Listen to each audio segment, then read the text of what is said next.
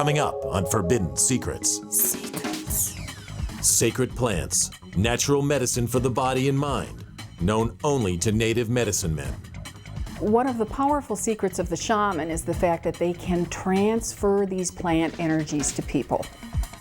Discover the healing powers of plants as we guide you into the secrets of the rainforest. Then, secrets. Have you ever had secret yearnings to be a member of the nobility? To be a lord or lady of the manor? I wanted a title, I think because of the sort of romantic associations with the lords of the manor in history. The secrets of purchasing a noble title. Secrets. And later. Every human being that's ever walked in the lab and been tested has demonstrated a remote viewing ability. Ever consider being a psychic spy for your government? Anyone can do this. I've seen it over the years, 20 years worth. Find out the secrets to psychic spies tonight. Secrets.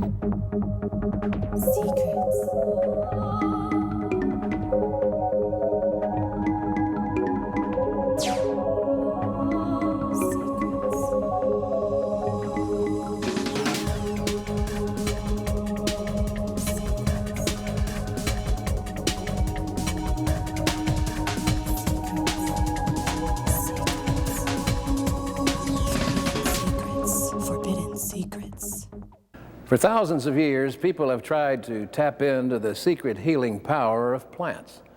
Increasingly, Western scientists are looking for new miracle cures from deep inside the Amazon rainforest, where shamans possess age-old medical treatments derived from native plant life. But in 1994, one of those scientists, Connie Grouds, went on a fact-finding mission to the jungles of Peru. What she didn't know at the time was that the forbidden secrets of the rainforest would not only change her life, but also save it. The rivers and jungles of the world's rainforest are vast repositories of plant and animal life. And although hospitals and pharmacies are where most people go to try to get cured, what you may not realize is that many of your prescription drugs come from the rainforest, inspired by ancient and secret knowledge of indigenous shamans, passed on from one generation to another. The pharmaceutical companies came down, got the ideas and the plants from the shaman, came back into the West. We got healthier, we got richer, and the shamans got nothing.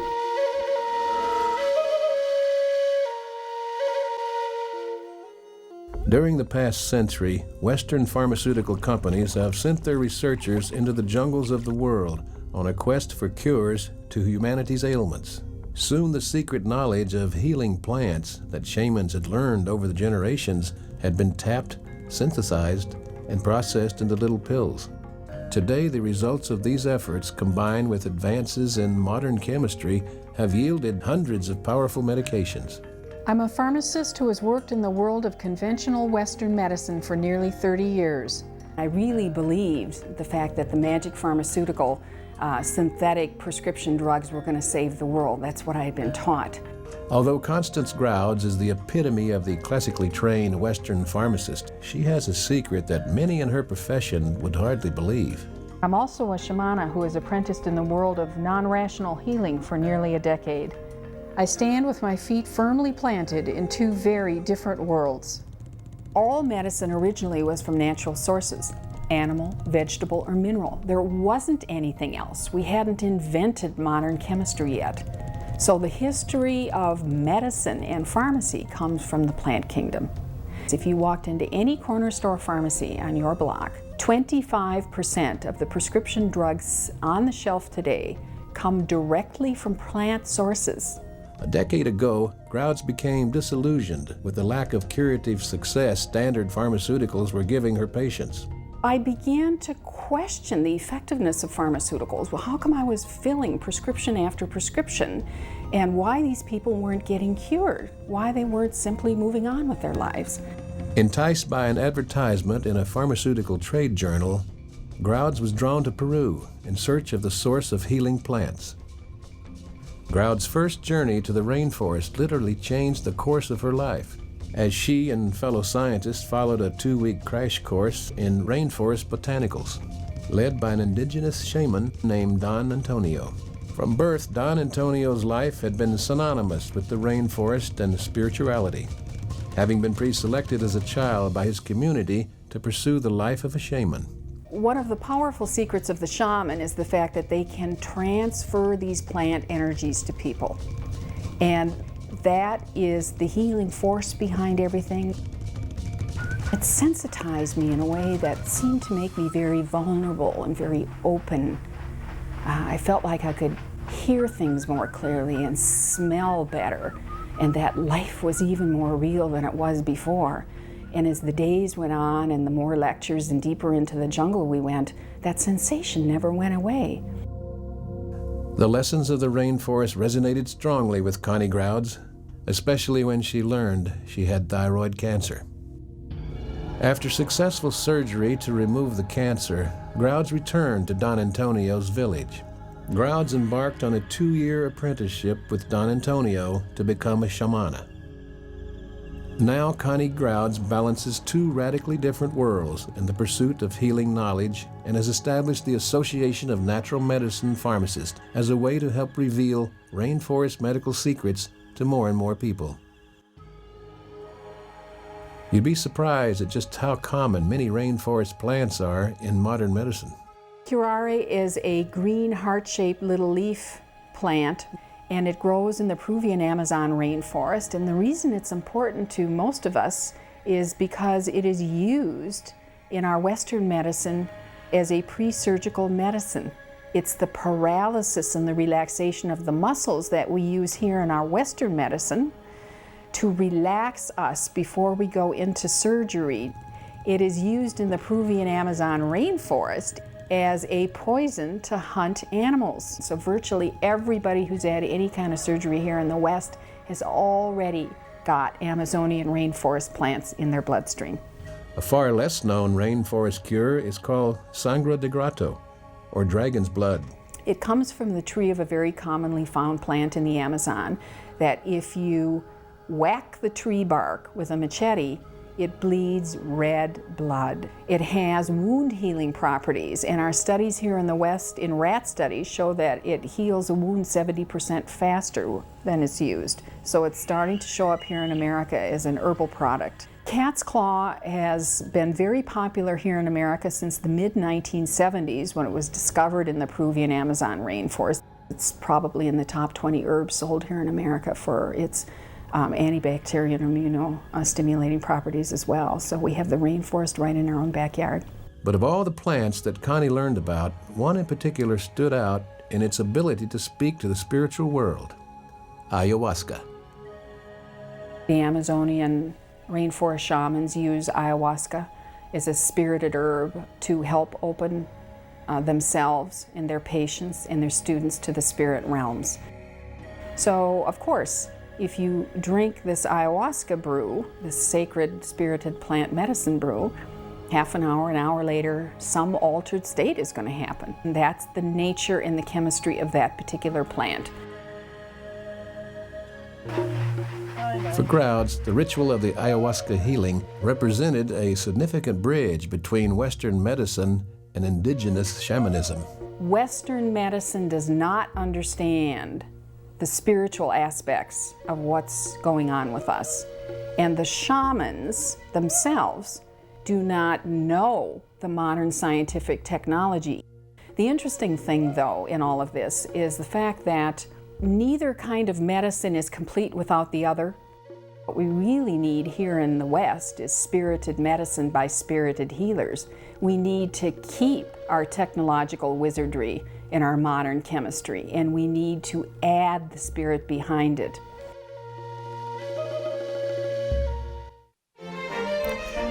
Admit it. Who hasn't dreamed of waking up one morning a blue blood? Hollywood spins out such wishful stories like clockwork. And now we have the secret of how you can make your own Cinderella story come true. And best of all, you don't even have to marry a prince, charming or not.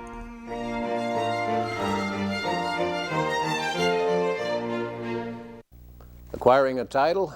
How is it possible, you ask? Will I need to dig up a long-lost royal ancestor from the upper crust? That's a way, but hardly necessary. It seems that all you really need to join the title ranks is a burning desire, an internet connection, and some extra cash. In a marriage of e-commerce and aristocracy, the lowborn can now .com their way into the ranks of the highborn. Swapping a traditional sword dubbing for a mouse click, the World Wide Web has a number of sites devoted to selling various forms of authentic feudal titles. It has always been possible to purchase a noble title. Many of the greatest families in England and France have done so for years. Many kings purchased titles for their ministers as opposed to creating new ones, because even in those days, everyone liked the idea of having something that was ancient, that had history behind it and wasn't brand new. There are 5 ranks of nobility in this country. The highest is duke. The lowest is baron. There are 2 forms of, if you like, land titles in this country which are not noble. One is a feudal barony, the other is a manorial lordship. And they are like pieces of property, and you can buy them and sell them. These titles originate from a host of European countries, most notably England, Scotland, Ireland, and France. These countries involved insist that titles conferred this way are genuine and fully legal, and you can even use your newly purchased title on your passport. Titles that have been acquired can be used on all legal documents, but every country has slightly different rules. If it's a lordship of a manor or a feudal barony, you can use it on your passport. You can use it on credit cards, checkbooks. I certainly know of Americans who get bumped up to first class in aeroplanes and better tables in restaurants as lord of the manor of wherever it happens to be. But Hollywood dreams aside, why would anyone want to click their way into the title ranks in this fashion? As it turns out, there are lots of reasons. Some people buy the title because they think it gives them some kind of status, and there's nothing wrong with that. A lot of people buy because in this country because they live there, or they live in the manor house, and they think it would be rather nice to be lord of the manor as well as own the house. The people who are interested in real titles of nobility are generally people who are very interested in history, who have roots to specific towns or villages, or even to the title itself. Most of these people are individuals who wish to preserve something that their ancestors were part of. I wanted a title, I think, because of the sort of romantic associations with the lords of the manor in history. One of my interests is certainly in history, and I don't use the title for any social or business reasons, although one can, and certain friends I have certainly do. I don't feel any different because I'm a lord of the manor. It has just given me this link back to pre-Tudor times, part of Old England, just a page of history to which I'm attached. The market for noble titles is rather large, but the number of titles that are available is not that large. So in other words, there are many more people who would like to have noble titles than there are titles. A title, if it is a good one and has been well researched, is a very respectable investment. If you bought a Scottish title in 1945, just after the Second World War, you probably would have paid £1,500 to £2,000. Today, you could sell it for anywhere from £60,000 to £100,000. Now we know the benefits, but when a commoner meets the upper crust, how much is this dream going to cost you? The cost of acquiring an ancient title varies a great deal. It depends on the amount of land that goes with it. It depends on the attractiveness of the name. It depends on the history and who's owned it before. And you can really count on anything from, let's say, £30,000, $50,000, up to 4 times or even 8 times that much. A typical internet title purchase is very easy. All you do is select a website from the many available, fill out a simple online form or two, establish your payment method, and voila, you've got a title. But not everybody believes that purchasing a noble title is a good idea. The secret inside our secret is that most of these noble titles aren't really noble at all. A noble title is a title granted by the crown of baron, viscount, earl, marquis, or duke. You can buy other forms of title in this country, such as Lordship of the Manor, but they're not noble. You can't purchase a noble title in this country. I believe you can purchase noble titles on the continent, but it's not possible here. A good title, properly researched, is going to cost a great deal of money because you're talking about work that has been carried out by maybe a dozen researchers, never less than 3, 4, 5 researchers over a period of 1 to 3 years. So, of course, it is very expensive. A title which sells for a few $100s or a few £100 is just pie in the sky. It is a complete waste of time. If you really want to buy a feudal title, some good advice would be to do a lot of investigation first. Check out the kinds of titles being offered and make sure one of them will be suitable for you. And if you want an old-fashioned feudal title with lands and coats of arms, plan that it'll be very expensive. Well, it turns out you can be a lord in your own home. Lord Majors. I kind of like that. Planning a trip? Well, before you board your next airplane, our travel expert Laura McKenzie reveals the secret behind the air you breathe while in flight.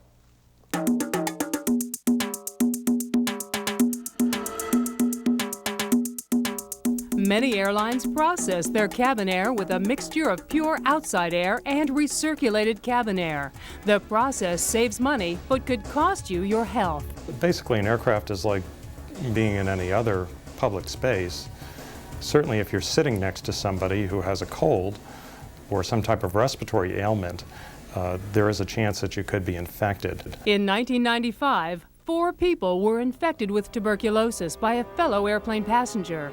Although officials blamed the incident on the close proximity of the infected passenger to those who caught the disease, the incident has concerned many. The federal government and other agencies are very, very concerned about importation of infectious diseases, particularly the ones that are transmitted through respiratory droplets, things like Ebola virus, certain forms of plague. Although an individual boarding an airline with such a disease is extremely rare, pre-flight detection of such an individual is even harder, even at the height of infection. To make matters worse, the problem with recirculated air doesn't just end with germs. There's a growing concern about fumes from byproducts like lubricating oil and hydraulic fluid leaking into the cabin, of which the effects on your health are still unknown. Studies about the risks associated with recirculated air are often inconsistent, with many of those reports finding that the air is safe being sponsored by the airlines themselves. Still, the most likely risk you'll encounter with recirculated air is the much more benign but equally uncomfortable flu, rather than a rare disease. The healthiest place to sit is close to the front of the plane. I mean, those first-class passengers are not just getting a bigger seat, they are getting a lot healthier air. If you have a choice of aircraft, an L-1011 will recirculate the air more than a DC-10 or a 747, so I would choose an L-1011 if I had a choice of flights.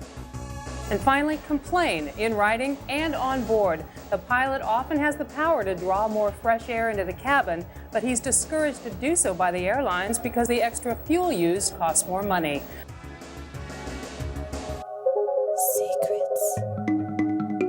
Secret handshakes, secret rituals, they're all part of being a member of a club. The secrecy is just innocent fun with most clubs. But there is one that if you betray its secrets, you pay with your life. Secrets. For the first time on television, a secret you can't refuse. In the Mafia, secrecy between 2 men is only preserved when one of them is dead.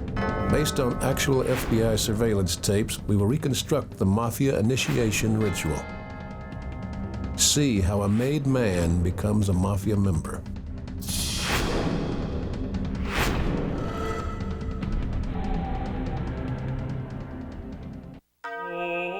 The family, the syndicate, the mob. No matter what name you called it, the existence of the Mafia is no secret. But it once was. Are you a member of any secret organization? Yes, I am. What is the name of it?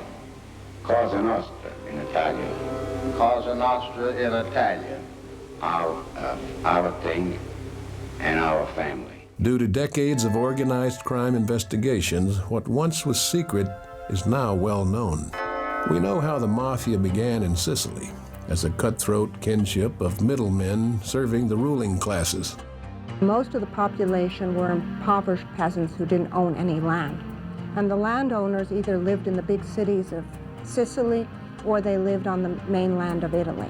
And they're managers of these estates who used force and began to run these estates in the absence of the landlords are the origins of the Mafia. We know where the mob took root in America.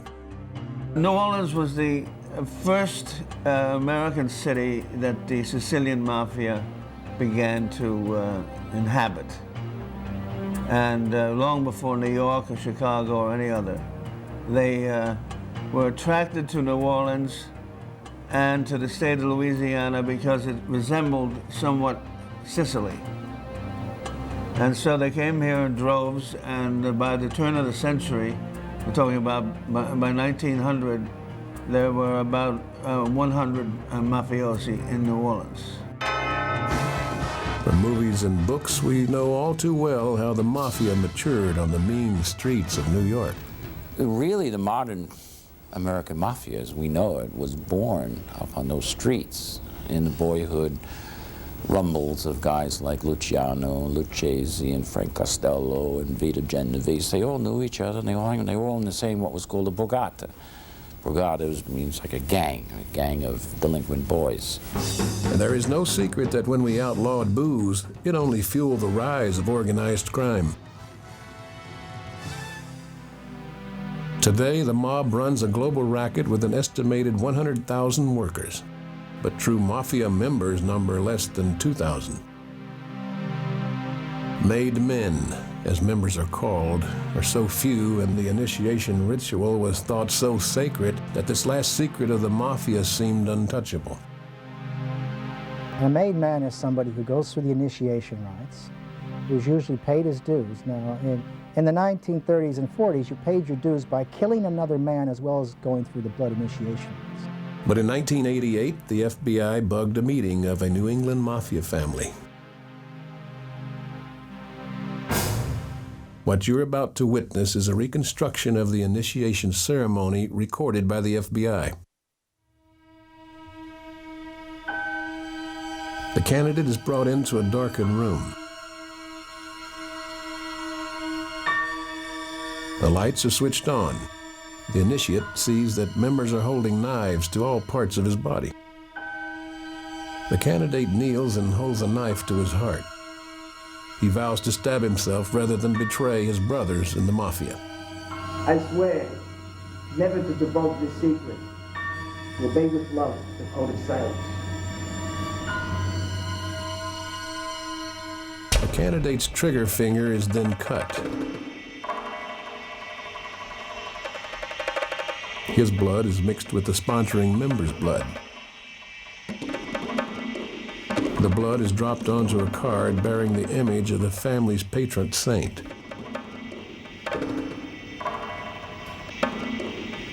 The card is then burned in the new member's hand. As burns the saint, so will my soul. I enter into this organization, and I leave it dead. Authorities were amazed that an ancient blood-mixing ritual is still in use. But one thing you can say about the Mafia, they are true to their roots.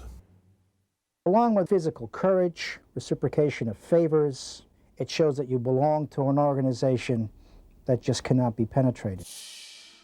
When we hear about ocean pollution, most often images of oil spills and floating plastic bottles come to mind.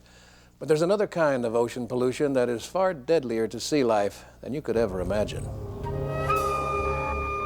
Every year, more and more reports seem to surface about beached ocean mammals such as dolphins and whales, with little or no explanation to their causes. But have you ever wondered why these animals strand themselves? Is there a forbidden secret behind whale and dolphin strandings? A secret that many in the government and military don't want you to know about. think if you care for the oceans and the marine life of the oceans, I think it's very important to inform yourself about what the Navy are trying to do with this sonar. The evidence is there of the beachings and the deaths of a number of whales around the world, whether it be in Greece or the Bahamas. The increasing incidence of dolphin and whale strandings worldwide is a disturbing environmental trend. Most often, these strandings are attributed to vague and unexplained phenomena, pollution, or disease. But rarely has the focus been on naval exercises and their advanced sonar technologies. Today's mid- and low-frequency sonars are powerful tools of modern naval warfare designed to detect super-quiet submarines throughout vast stretches of ocean. But in order to accomplish this task, the sonars release massive amounts of sound energy in excess of 240 decibels. The secret the Navy may not want us to know is that the noise levels they're talking about is louder than anything that has ever been generated, with perhaps the exception of nuclear ground zero. A recent study that was in part done by the Smithsonian Institute has done a correlation between the use of active sonar and multi-species strandings, and there have been 7 instances of that. In the case of low-frequency active sonar, or LFA, when used at full power, produces acoustic energy pulses that are tens of thousands of times louder than the space shuttle. Despite active sonar's clear threat to the underwater environment, especially to mammals such as dolphins and whales, the U.S. Navy intends on deploying LFA throughout 80% of the world's oceans. Whale researcher Ken Balcom has devoted his life to better understanding the behavior, physiology, and environment of these great ocean creatures. Balcom himself was a Navy sonar and underwater acoustics officer during the Vietnam War. The acoustic environment that whales evolved in over the past 50-some million years has been pretty dynamic through their evolution. As these whales evolved, they developed hearing systems and sonar systems of their own that depended on sound. And they learned to adapt to intense, brief sounds of certain types and when to flee from them. Basically, as man developed sonar systems in this century, these whales were hit with increasingly powerful and more discrete frequency type devices that we know from behavioral studies they're fleeing from. In March last year, we just had our volunteers arrive, and we were telling them our usual spiel that sometimes the whales just aren't here for weeks at a time, and you might not see them, but if you do, it'll be a great treat. And within seconds, our assistant shouted in the window and said, "There's a whale right in front of the house." And we went out, and it was literally in 3 feet of water right in front of our research station, a Cuvier's beaked whale. So we opted to turn it around and push it back out to sea, and it swam back in and did that 4 or 5 times, and we eventually got it out. And while that was going on, we got a call from a fisherman that came by, and he said that there's another whale stranded about a mile south of us. So we went off, and it was high and dry, and we had to keep it wet and wait for the tide to go out. And while we were helping that, we got a call that our neighbors had another whale in front of their yard about a quarter mile north of us. And then almost immediately we heard of a dolphin that had stranded on the other side of the island. And that evening we were getting calls from my wife's mother that whales stranded on their island north of Eleuthera, 45 miles away, and from Grand Bahama that whales were stranding over on the coast over there, and from islands in between. That kind of a mass stranding event, multi-species, I was pretty convinced that there was something very unusual and disturbing going on in their environment. The only thing that would happen that rapidly over that large an area would be something like a sound that traveled underwater at 50 miles a minute. I felt by midday on March 15th that we had on our hands one of these military maneuver scenarios where whales stranded simultaneously. I believe the entire population of Cuvier's or goosebeak whales is gone from the Bahamas, probably dead. The Navy's been testing this system for a number of years. We know that there have been 12 different tests done. The mere fact that the Navy did 12 tests without getting the appropriate environmental permits is an indication of secretiveness on their part. But thanks to Ken Balcom's keen scientific work and the efforts of legal organizations such as the Natural Resources Defense Council, the Navy's forbidden secret has been revealed, sparking a public outcry that's drawing protesters to the streets. Please welcome Pierce Brosnan. This all feels like some kind of bad deja vu. I thought we had saved the whales, but here we go again. I think it's very important to inform yourself about what the Navy are trying to do with this active sonar. The evidence is there of the beachings and the deaths of a number of whales around the world, whether it be in Greece or the Bahamas. The whales are really my family. That's who I understand best. I witnessed the massacre of a significant portion of my family that day. And like any person who's gone through that with, say, their own family, they'll never forget it. And they will try to remedy that. And it's not vengeance that we seek. It's this doesn't happen again. That's what we seek. Many believe that the power of the human mind to see over spans of time and space is common to all of us. It's well known that police departments employ psychics when all other means fail. For decades, the secret behind why and how some people can assess these powers more readily than others has even been the focus of CIA activities and secret government funding. Imagine sitting inside this paint-chipped building 10,000 miles away from a top-secret Soviet military target that you've never seen, reaching into the deepest corners of your mind to visualize it, then drawing a picture of it. I had spent the better part of 20 years of my life doing remote viewing in the service of my country. 20, 25 years is enough for a hidden program. It's time to take what we learned and go to the general public with it.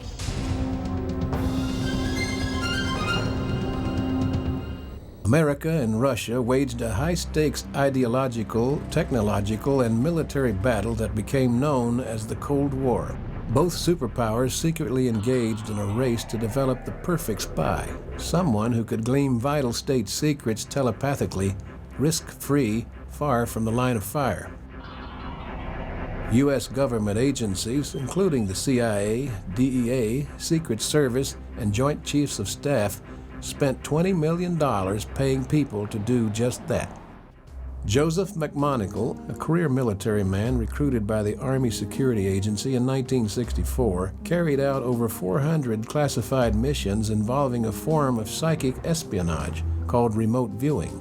I was officially credited with providing support that was critical at a national level to intelligence in at least 150 cases. Sound off the wall? Well, to Dale Graff, a former aerospace engineer who became a physicist with the United States Air Force's Foreign Technology Division, it was anything but. The term remote viewing is applied to a type or a form of psychic phenomenon, normally thought of as extrasensory perception. I would go into a room with a monitor and I would be presented with the envelope. They'd lay it on a table and the envelope would contain a question perhaps on where is the kidnapped victim. They'd then say, we need you to address the problem in the envelope and tell us what we need to know. Those problems ranged from locating downed aircraft and political hostages to divining the designs of advanced Soviet weaponry. America's effort to do this psychically through a series of top-secret taskings became known as Project Stargate. I was the one that coined the name Stargate to represent an integrated effort in the search of extending human potential. My involvement began around 1975, 1976, when I wrote a paper for the Department of Defense planners identifying Soviet activity in parapsychology. The Soviets had a long and at times state-sponsored history with psi, or paranormal phenomena. The fact that the Eastern Bloc countries, specifically Russia, first used remote viewing or used the paranormal in an intelligence manner became known to America, and we were sort of threatened by that. The Central Intelligence Agency officially entered the mind race in 1972. Intrigued by the work of Hal Puthoff and Russell Targ at a California think tank called the Stanford Research Institute, the CIA started funding SRI research into psychic phenomenon. We looked at the evidence and found that there was enough information to suggest that the phenomenon was real. As a result of Graff's report, the Department of Defense stepped up its effort to train, support, and eventually assign top-secret missions to a skilled staff of psychic spies. Joseph McMoneagle was one of the best. In one of McMonagle's most acclaimed missions, he was shown a satellite photo of a roof of a building in Russia and was asked to describe what was going on inside. It was a building that was over a kilometer away from water, so nobody would even hypothetically guess that a submarine was being constructed there.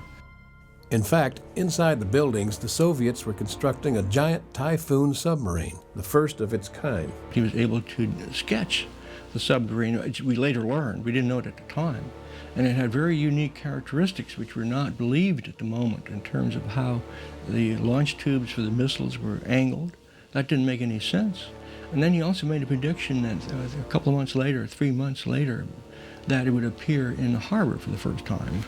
And that turned out to be true. There were other successful taskings, including identifying where the Italian Red Brigade was holding kidnapped victim Lieutenant Colonel Dozier captive. In the case of Dozier, there were probably 3 or 4 different remote viewers that had identical information. I was fortunate enough to be brought into the field in Italy to coordinate information from remote viewing sources. The specific methodology that I would use for doing the remote viewing was I would usually lay back in a chair or make myself very comfortable on a couch. I'd close my eyes, try to center myself, empty my mind, and just open to whatever the probable information would be. I never tried to guess what that information might be. I just sort of would allow it to come into my mind and report on whatever I might be seeing or feeling. I wasn't sure if the information came to me in a relaxed state while I was dreaming or while I was doing a remote viewing session. I, in fact, identified the specific town he was being held in, which is Padua. Above a grocery store on the second floor in an apartment. And he was also in a blue tent. And that was the one thing that really confused me and others, because other people had that impression. Why would he be in a blue tent in a city? Well, it turned out he was in a blue tent. The terrorists kept him in a blue tent to confuse him and so that you couldn't see around and keep control of him. It's time to take what we learned and go to the general public with it. Which is what Graff, through his books and website, has been doing since he resigned from Project Stargate in 1993. Remote viewing is actually a basic fundamental capability that we all have. It's nothing to be afraid of or to hide, and there's no reason why we need to have the media scare us out of a natural talent that any one of us can achieve. People that never experienced it before end up doing this, so it's proof, it's in the doing. And I believe that we were able, through Stargate and the research that we sponsored, to achieve this. Thanks for joining us on Forbidden Secrets.